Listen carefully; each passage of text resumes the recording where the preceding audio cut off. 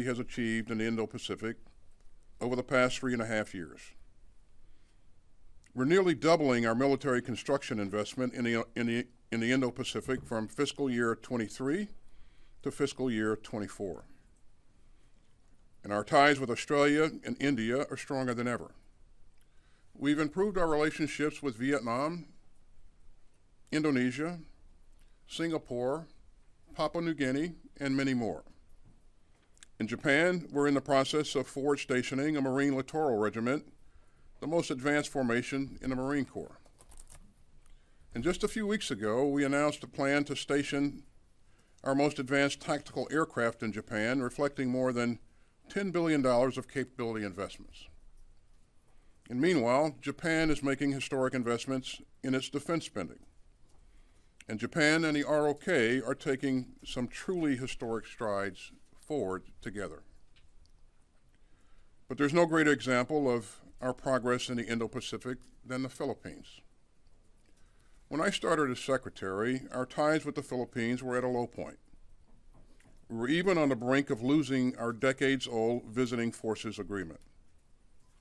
But after 3 years of intensive engagement and partnership, we are in an entirely new chapter of our alliance. Last year, President Marcos agreed to include 4 new locations under our Enhanced Defense Cooperation Agreement. We've expanded our rotational access thanks to the leadership of President Marcos and Secretary Teodoro. And we're taking unprecedented steps to help modernize the Philippine military. So I very much look forward to going back to the Philippines and to Japan. I visited both countries just last year. In Tokyo, Secretary Blinken and I will hold a 2+2 meeting with our Japanese allies. And in Manila, we'll hold another 2+2 with our counterparts from the Philippines. Again, I'm very proud of America's historic achievements with these great allies over the past 3.5 years. And it's amazing what the United States, Japan, and the Philippines have done together in just the past 6 months. With Japan, we've made significant improvements to our force posture. We've also worked more closely than ever with the Republic of Korea. And I'm proud that Minister Kihara and I will sit down in Tokyo with Minister Shin for an historic trilateral defense ministerial, the first ever to be held in Japan or the ROK. All of this just underscores the new convergence in the Indo-Pacific that I talked about in Singapore last month. We're not just strengthening our bilateral alliances, we're also seeing our regional partners come together like never before around our shared vision of a free, open, and secure Indo-Pacific.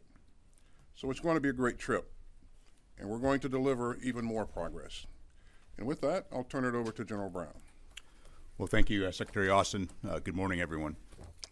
On a warm day, October day in 1937, President Franklin Roosevelt addressed a crowd on the Outer Bridge Drive in Chicago.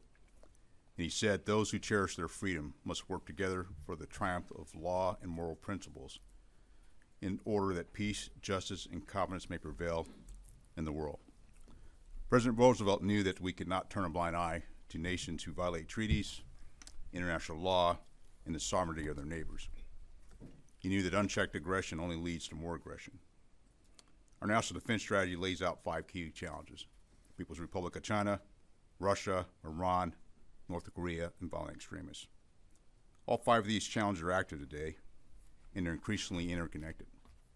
The PRC is undermining the international order, using economic coercion, military buildup, technology advancements to challenge our interests and those of our allies.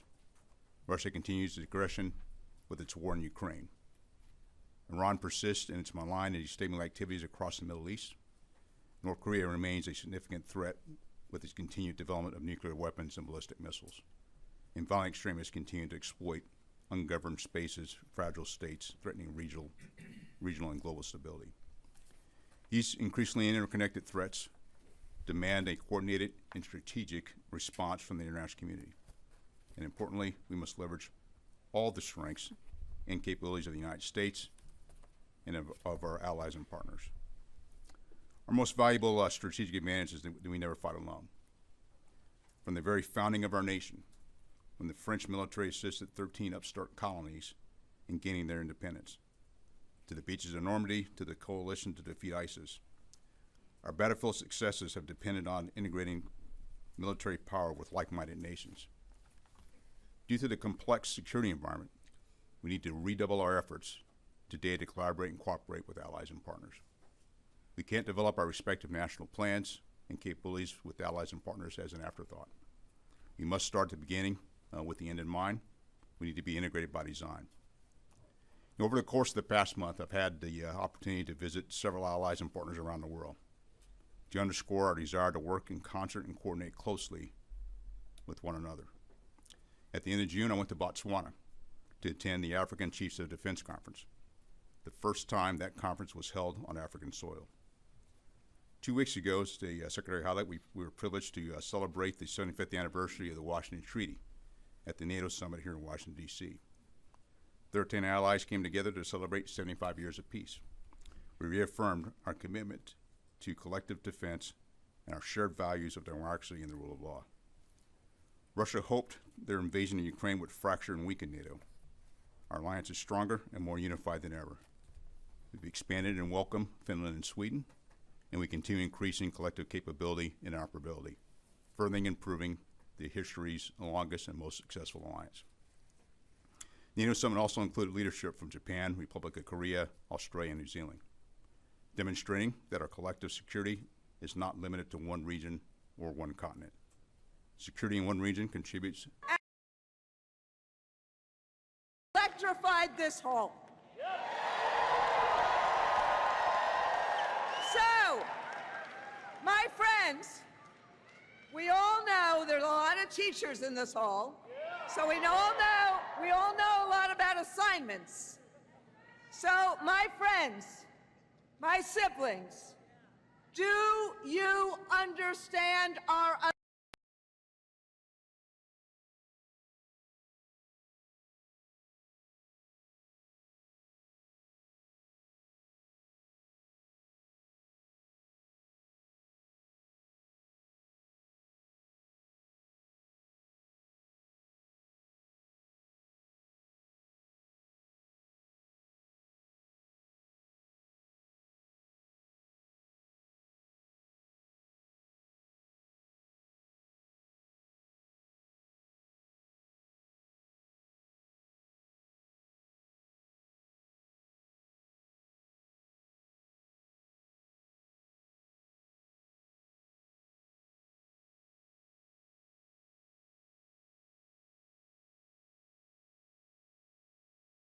collaborating closely with our allies and partners. Because President Roosevelt's words hold an enduring truth. Those who cherish freedom and peace must stand united. Progress will not always be swift, but if the past 75 years have taught us anything, it's that achieving a stable, just, and prosperous world requires the work of all of us. Our alliances and partnerships are our greatest strengths, and together we will continue to build a safer, more peaceful world. Thank you, and I look forward to your questions. Thank you both, gentlemen. First question will come from Associated Press. Lita Badra. Thank you. Thank you, Mr. Secretary. Russian and Chinese bombers were off Alaska yesterday. I'm wondering if you could talk to us about what threat you think that growing cooperation is to the U.S. and also particularly to the allies in Asia who were very concerned with this growing activity. And for you, Mr. Chairman, the President himself expressed some disappointment in the pier and the aid that it was able to bring into Gaza. Now that that is gone, what, if any, military involvement do you see, U.S. military involvement, do you see as necessary or not in helping to get continued aid into that area where obviously Palestinians are still starving? Thanks, Leah. Regarding the Russian and Chinese aircraft that flew together in the north here recently, this was not a surprise to us. We closely monitored these aircraft, tracked the aircraft, intercepted the aircraft, and which demonstrates that our forces are at the ready all the time, and we have very good surveillance capabilities, and of course I won't discuss any intelligence issues here at the podium. But again, it's the first time that we've seen these two countries fly together like that. They didn't enter our airspace. I think the closest point of approach was about 200 miles off of our coast. So, but this is a thing that we track very closely. We're able to intercept, and if it happens again, if there's any kind of challenge from any direction, I have every confidence that NORTHCOM and NORAD will be at the ready and will be able to intercept. In terms of the relationship between Russia and China, this is a relationship that we have been concerned about throughout, mostly because we're concerned about China providing support to Russia's illegal and unnecessary war in Ukraine. And we've seen evidence of that, and we would hope that that would cease going forward. But again,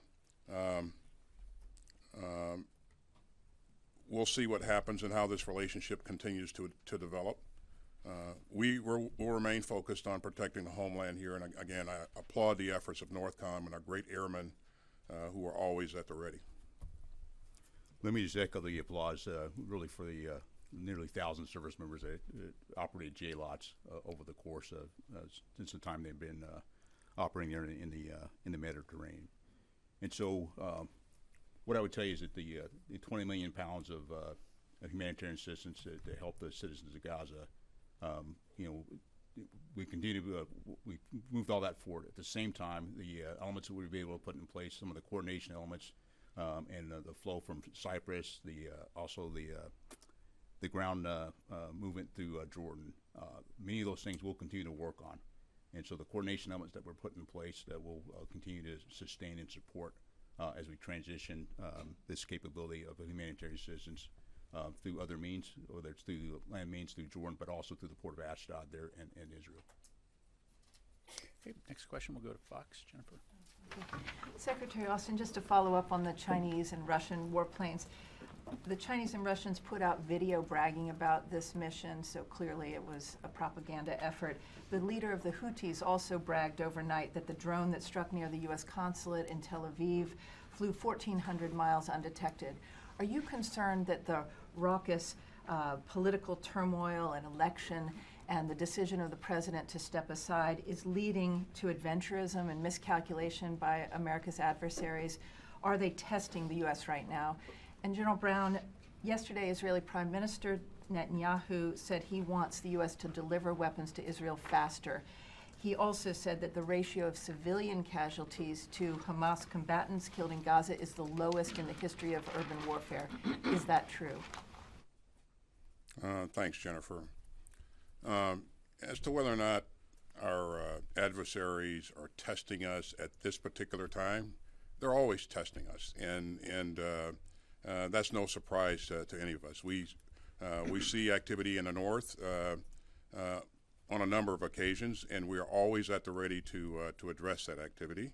And in terms of the Houthis, as you know, they've been focused on successfully launching an attack on Israel. And this one drone that was able to get through is something that it happened, but again, when you consider the fact that they have tried to attack Israel some 200 plus times, and this one got through, I think it speaks to the remarkable air defenses that Israel has. But again, we will see challenges from adversaries throughout, and I don't think that this particular point in time is any different. I think we'll continue to see this going forward. It's just the nature of who they are and what they do. But again, we have the world's greatest military, most capable military, and we will continue to protect this nation. General, I'll tell you, we've as a nation and as a military, we've provide a capability for Israel to defend itself before 7 October, but also after 7 October. And after 7 October, we rushed a number of capabilities into to the Israelis, save recently one shipment of 2,000-pound weapons. And we'll continue to support with the Israelis with munitions. To the Prime Minister's comments on the ratio, I've not seen the numbers to validate or invalidate what he said.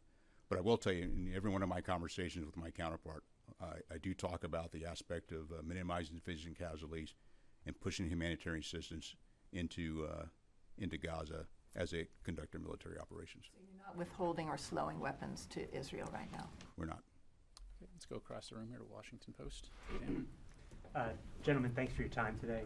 Mr. Secretary, the Pentagon for more than a year has been examining what the definition of a Gold Star family should be. And it's an emotional topic for people on both sides of the issue. Can you explain where you stand on this issue, whether you support a broader definition that includes not only families of those killed in combat, but also accidents, suicides, and other health crises? Mr. Chairman, despite efforts to stop the Houthis from attacking, global shipping remains mostly stymied in the Red Sea, statistically. Do you support expanding those efforts in any way to stop the Houthis? And why has the current efforts not been enough to stop it? Well, thanks for the question. Let me begin by expressing my deep condolences to all those families who have lost a loved one, either in combat or otherwise. Every one of our troops is special to us, and we cherish what they bring to the force, and we feel their loss when we lose them. This is an important topic, and it requires and deserves serious deliberation. And so, what we have done is taken in input from a number of different places, and we've consulted a number of different people, and so it's going to take us a little bit more time to work through this, but we'll get it right, and we have to get it right. It's really important. But again, this is important to us. It's also important to the many families who are part of our larger family here. So. As we work in the Red Sea and the involvement of dead, we're working not just with the U.S. but also with the international community, with our allies and partners to ensure the freedom of navigation and the flow of commerce. There's still flow of commerce that goes through the Red Sea and the Bab el-Mandeb, but as you highlight, the Houthis are challenging the ability for that to move through. We are taking away capability from the Houthis. We'll continue to take away in the approach we're taking capability away from the Houthis. But at the same point, it's going to take more than just a military operation, and this is an engagement with the international community, but also the interagency to use the various tools to put pressure on the Houthis to cease this. They originally tied this in support of the Palestinians, and you watch how they've changed that. We'll see how this progresses forward. If the ceasefire does come to fruition in the hostage deal, that'll be a test of whether or not the Houthis are focused on the Palestinians or the Houthis are focused on the Houthis. Mr. Secretary, as you know, the Pentagon recently withdrew its recommendation on that Gold Star issue to review it more. Do you anticipate we will see a firm recommendation out of the Pentagon by the end of the year, by the end of the presidential term, any of the above? I won't provide any predictions on a date. Again, what's most important is that we get this right, and we take on all of the recommendations, and we consider every aspect of this issue. And when we're ready to provide that recommendation, we'll certainly do that. So. Okay, again, we do have limited time, so I appreciate your limiting your follow-ups. Let's go to Al Arabiya. Joseph. Thank you. Mr. Secretary, just to follow up on Prime Minister Netanyahu's comments yesterday, that he said that he wanted to fast-track, he wanted U.S. weapons fast-tracked. He said that this would lead to a quicker end to the war in Gaza. your former top official, who departed just in January on Middle East policy, said that the faster delivery of U.S. weapons to Israel will not enable a faster end to the war. There's no end to the war if the ends are total victory or only defined in military terms. Can you say whether you agree with that assessment or not? And General, I wanted to ask about the Houthis again. There's been some criticism in recent days and weeks from U.S. military officials, including from the CENTCOM commander, about the U.S.-led mission to counter the Houthis, that maybe the current mission is not succeeding. Can you talk about any recommendations that you've made that the administration has not heeded or listened to, or what more could be done other than, you mentioned more than just military operations or related matters. What else could be done specifically? Thank you. Thanks for the question. Regarding the speed of delivery of security assistance to Israel, we have provided security assistance to Israel at record pace, and we've done that from the very beginning. We're able to do that because we learned a lot of lessons from our efforts to provide security assistance to Ukraine. And you saw what happened initially. You know, this conflict. Well, the Israelis were attacked. A couple of days later, you know, we had security assistance flowing in on the airfield there to our allies there in Israel. We have sustained that throughout, and you know, again, we're going to continue to do that. We're going to continue to ensure that Israel has what it needs to defend itself. But again, in terms of the Prime Minister's comments, I won't comment on that. What I will tell you is I'm going to stay focused on doing what we've done to date, providing Israel what it needs to be successful. So. Well, I'll just tell you, I'm not going to get into internal deliberation discussions and tell you what recommendations I made or didn't make or what was taken or not taken. But I will say is that what we are doing is actually taking away capability from the Houthis from a military aspect. But to be able to address this, it's going to take broader than just the military strikes. There's an inspection regime of things that of smuggling that we can we'll work through. There's also other things that, from a sanction standpoint and many of the tools that you're probably familiar with. And that's the conversation of the things that we need to do, not just with the U.S., but just in the international community, and to raise the awareness of the impact of, you know, there is the full navigation now, but there is an impact. And so how do we collectively, internationally, look at this so we can get that free flow of commerce back through the Red Sea and the involvement in debt? Okay, let's go to NBC.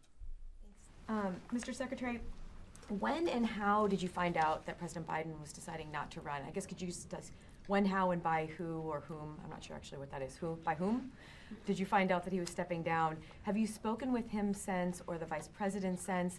And can you give us any sense of, like, I know you're not going to want to give us transcripts or quotes from any meetings that you've had that the Vice President has participated in, but in some of these bigger decisions that have happened as you've been Secretary, like the withdrawal from Afghanistan, strikes against the Houthis, can you give us any sense of the role that the Vice President has played in those meetings, like your impressions?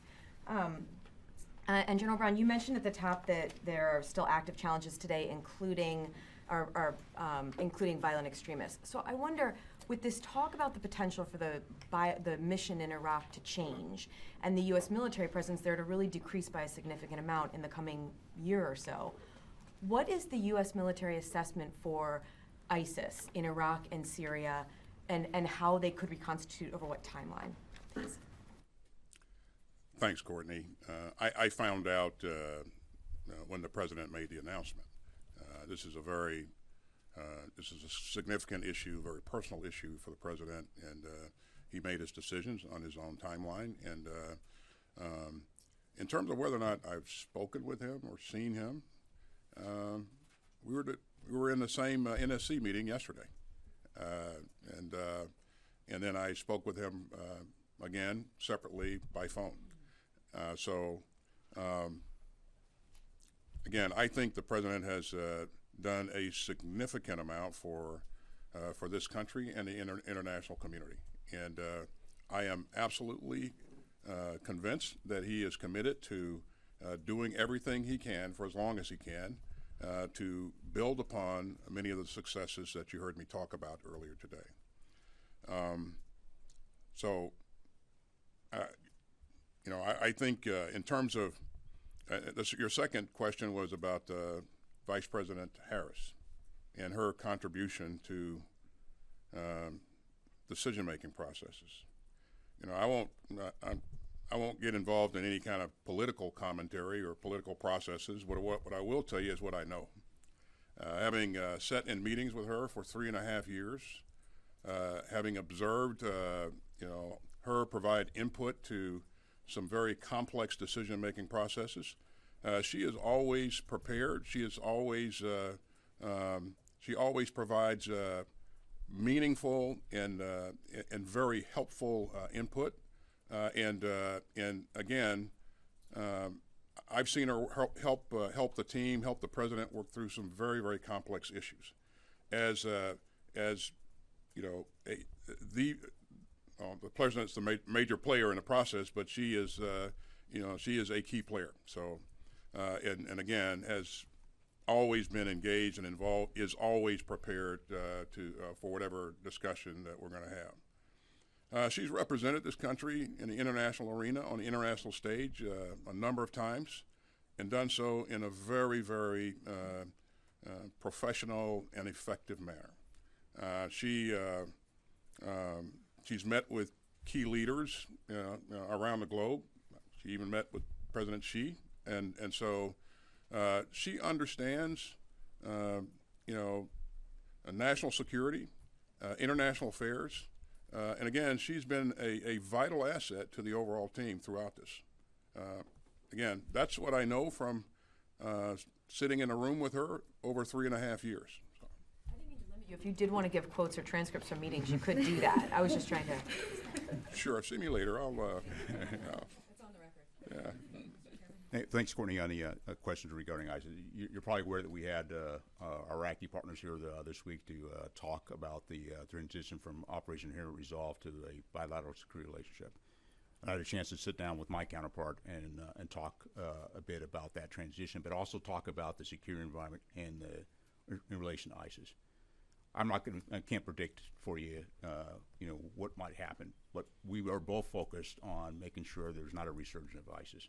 And so as we make that transition, it is a topic that we did talk about, and how we posture ourselves from the U.S. military, how we work the bilateral relationship, and where the Iraqi security forces are, very broadly. Now we'll continue to work through the details of how that transition and number of forces, but we both understand the importance of us working together to ensure that there's not a resurgence of ISIS.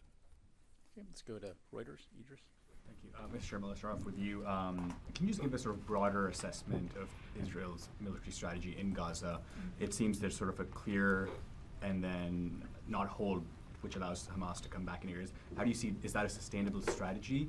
And have you seen a credible day after plan from the Israelis so far? And Mr. Secretary, you mentioned Vice President Harris being a key player. Could you give an example of when you've seen that? And then personally for you, what are you hoping to achieve in the remaining 6 months? And looking back at your tenure, what do you see as your legacy? And what's your biggest regret that you've had in the past 3.5 years?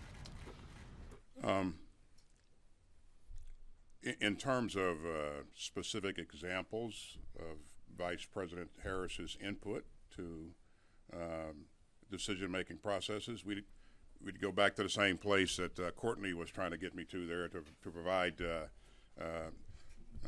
information of that we dealt with in that process, and I'm not going to do that.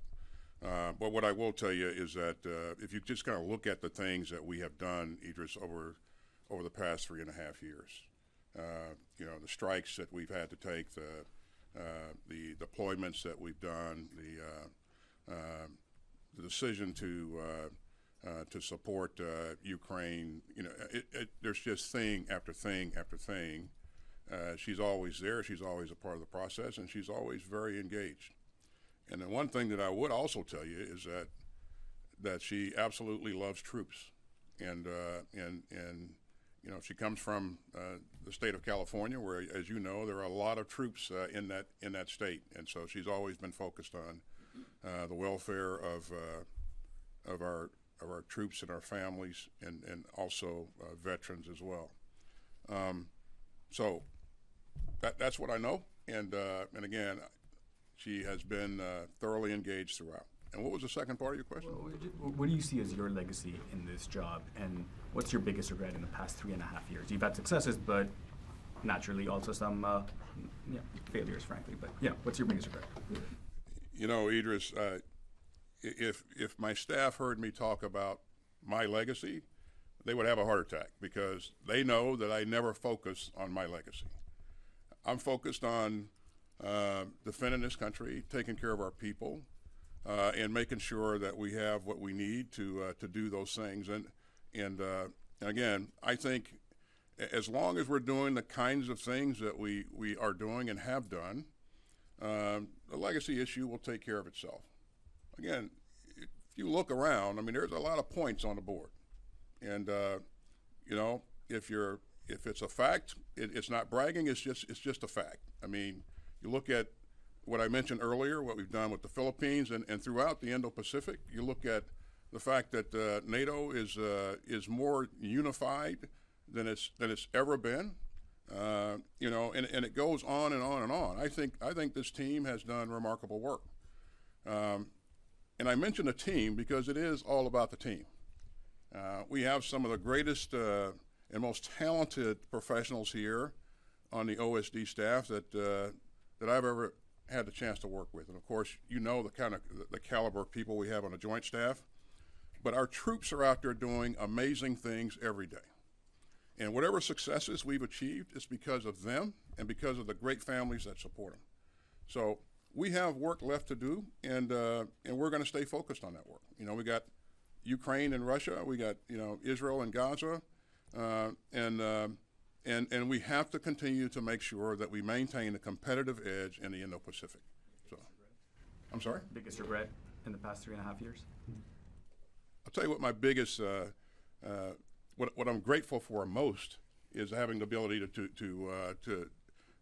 serve with the kinds of people that I just described. So, yeah. To answer your question, Israelis are operating in a very complex urban environment with an extensive tunnel network. And so, from a strategy standpoint, I pretty defer to them exactly, their strategy. But, being able to go in and clear out areas and then and being able to try to hold that at the same time as Hamas is able to use that subterranean features to move around does create some challenges. As far as the day after, we have talked to the Israelis about this, how to make a transition. We've talked to them a number of different times. There's not a lot of detail that I've been able to see from a plan from them, and that this is something we'll continue to work with them on. And cause it's going to be important for the security of the region of how you work that day after, as well as we work and talk to some of the other nations, partners in the region as well. Okay, we have time for one more. We'll go to Charlie, CBS. Thank you. First of all, Mr. Secretary, as we understand it, this is the first intercept of a joint Chinese-Russian exercise in that region. What message are they trying to send, and why now? And General, if I could ask you about the pier. A lot of these conditions would have been predicted and forecasted for, the challenges. Many people say that it wasn't designed for what it was meant to do. So what went wrong?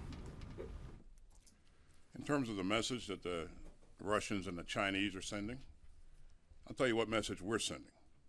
And that message is we're going to be at the ready. We are at the ready. We will always be at the ready. We're going to defend this nation. And so if there is a challenge or a threat to the United States of America, your troops will be at the ready, and they will do the right thing. And I want to thank all those who continue to support our troops and their families. What you saw the other day is what they do each and every day, and I am absolutely proud of them. So. What do you think of the timing? Why now? Well, I mean, you could probably guess that things like that have probably been planned well in advance, and so that certainly would be my guess. And in terms of why they would choose to do something at a particular time, I have to ask them. But what I'll tell you is that whenever somebody does something like that, we'll be at the ready to do the right thing. Charlie, as we did the planning for moving the JLOTs to the pier. And one of the there's a couple things we knew that we did plan for. We knew this would be temporary.